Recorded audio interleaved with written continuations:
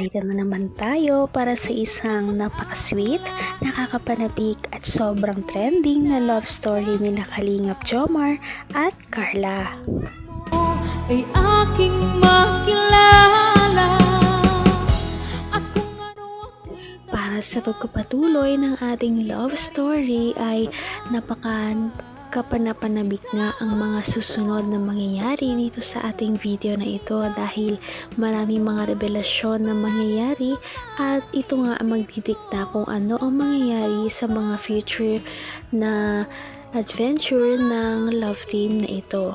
Ang love team ni Kalingap Jomar at Ate Carla. Itong nakaraan nga ay nagkaroon sila ng hindi pagkakaintindihan dahil hindi na kinikibo ni Ate Carla si Kalingap Jomar. Hindi na daw ito sumasagot sa mga tawag at mga chat nito. Kaya tuluyan na niya itong pinuntahan sa bahay nila Ate Carla para malaman na kung ano ba talaga ang mga mangyayari sa kanilang dalawa. Ang nice ko lang. Tapos nabanggit niya na parang naisipan mong lumipat ng kurso. Yun, nabanggit yung mama mo. Totoo ba yun? Alam mo, Carla, alam ko din naman sa'yo kung saan ka masaya, kung saan ka sa tingin mo mag-excel, yun yung sundon mo. Yun yung piliin mo. Alam ko, siguro may pressure ka, pero wag mong pakinggan sila. Mas maganda kung mas papakinggan mo yung puso mo, yung sarili mo. Kasi ikaw naman mag-aaral eh. Ikaw mag-aaral ng 4 na taon. Kaya ikaw, nasa sa'yo ang desisyon. Basta yun, sinabi ko sa'yo. Kung saan ka masaya. So ano, tanong kita ngayon, anong desisyon mo? Pinag-iisipan ko pa po. Nag-iisipan? Pero, ano ba talaga? Kung ako, pag mong anuhin, ano ba talaga parang nasa puso mo? Yung pag-nursing ba or kasi nabagay sa akin, gusto mo mag-education? Kung ano ako'y tanggap mo na, hindi ka rin nag-alala.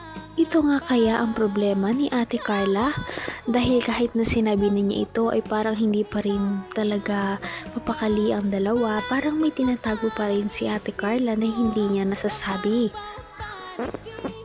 Ngunit syempre ay nagbibigay pa rin muna ng advice si Kalingap Jomar. Gusto mo mag-education? Teaching? Hindi ko pa rin po alam. Okay. Okay lang ba nga dito ako? Baka may ginagawa ka sa taas, nakabala kita. Medyo nakakapanibago ka.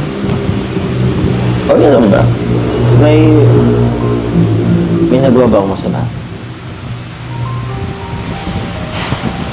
Ano naman po? Ano naman? Para kasing alam mo yun, parang nakapanibago. Hindi ka naman ganyan dati.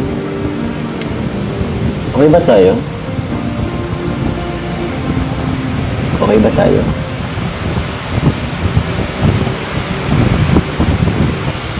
Alam mo, may gusto ko sanang sabihin sa'yo eh. Pasensya na, late na pero andito pa rin ako. Yun nga, kasi meron kasi kung gusto kong sabihin sa'yo. Tawag niyan, actually nahiya kasi ako eh. Gusto ko rin kasi malaman yung status natin dalawa. Gusto rin malaman kasi madami rin kasi nagsasabi. Gusto ko rin naman itry. Bahala na, ewan. Naman ang bawat panaginip ko, ikaw lang ang lahat nga ipinakaba ni Kalingap Jomar kung ano ba ang mga next niyang sasabihin. Kaya parang hindi na nga makahinga si Ate Carla sa paghihintay kung ano ba ang gustong sabihin ni Kalingap Jomar sa kanya. Ngunit may ideya na nga tayong lahat kung ano kaya ang kanyang sasabihin.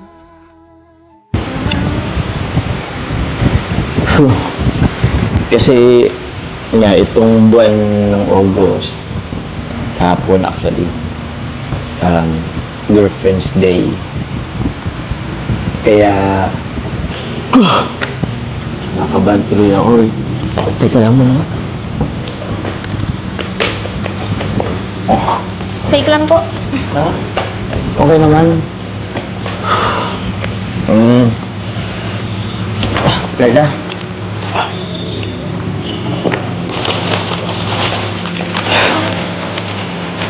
Will you be my girlfriend? Ano po yun? Tatanong ako, will you be my girlfriend? Tumayo ka nga po dyan. O bakit? Seryoso ako. Tinatanong kita, will you be my girlfriend?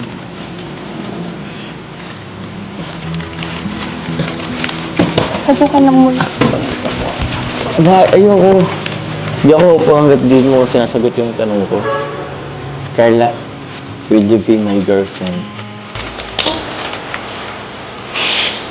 Wala po akong panahon para makipagbiruan po. Dala may pagbiruan. Seryoso ako. Will you be my girlfriend? Tayo ko lang po. Hanggang wakas ay tayo ng dalawa. Palagi kang Medyo naguguluhan nga si Ate Carla dahil kakasabi lamang niya na may problema siya. Ngunit bigla man lang magsasabi si Kalingap Jomar na kung gusto niya daw ba na maging girlfriend siya nito.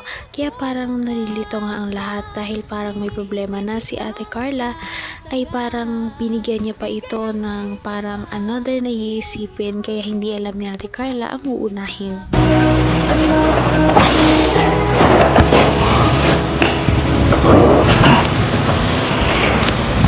So, Carla, ano yung sagot mo?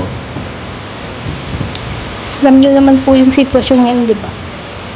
Saka hindi rin po ito yung tamang tanong po. Ganun ba? Okay, naitibayin ko naman. Pasensya ka na ha. Sinubukan ko lang naman. Kasi, dami ko sa nagsasabi. Tinuloy ko lang. Pasensya na. Sorry. Pasensya na rin po.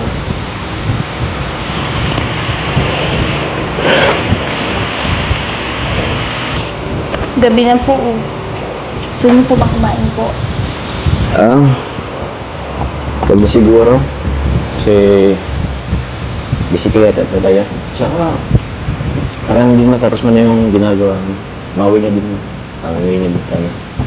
Ay bro, saka na. Sige. Uwi na ako.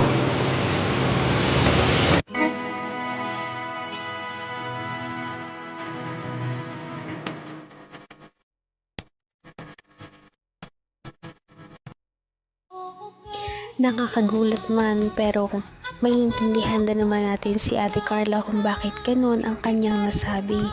Dahil syempre hindi nga talaga yon ang tamang panahon dahil namumblema nga siya sa kanyang mga personal na problema. Kaya hindi pa yon ang tamang panahon kung pwede siyang tanongin na maging girlfriend ni Kalingap Jomar. Kaya medyo bad timing talaga ang pagtatanong nito. Kaya dito natin malalaman kung ano na nga ba talaga ang next na mangyayari. Dito naman magtatapos ang kanilang love team. Malalaman natin ang mga yan sa ating pagpapatuloy sa susunod na video. Kaya naman sana ay magkatuluyan din ang dalawang ito, si Ate Carla at Kalingap Jomar. Sana din ay patuloy natin silang subaybayan at suportahan para magpatuloy pa ang kanilang love team. Paniguradong hindi lamang ito ang ating aabangan dahil marami pang mga susunod na kilig moments na mangyayari sa kanilang dalawa. Yun lamang at maraming salamat sa panonood. Bye!